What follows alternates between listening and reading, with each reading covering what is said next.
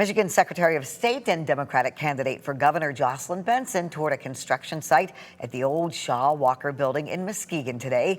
She was promoting her plan for housing affordability, even though she says there's uncertainty in the construction industry. 13 on Your Side political reporter Josh Albertus explains.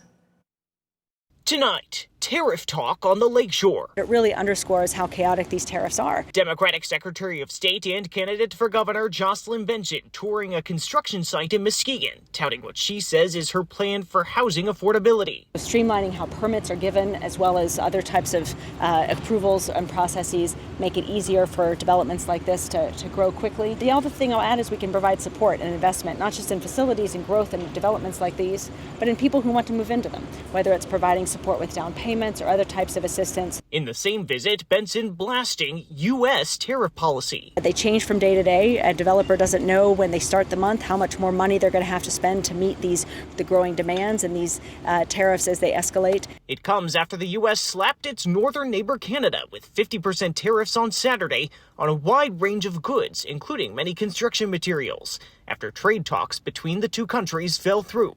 President Donald Trump arguing Canada had ripped off farmers and businesses in the past, writing on social media in part, quote, "We don't need Canada, they need us." They came in with a bunch of unreasonable last-minute demands.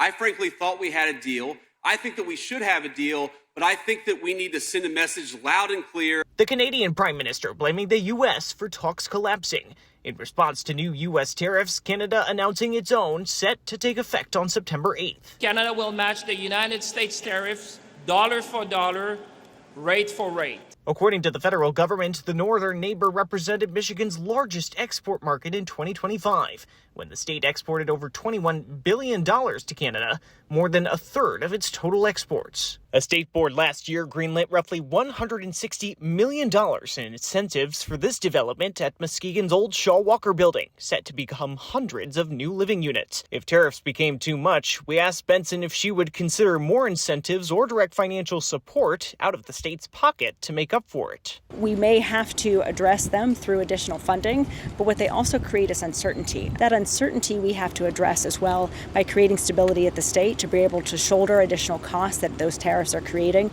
So I'm open to doing that, to providing support. In Muskegon, Josh Albertus, 13 on Your Side.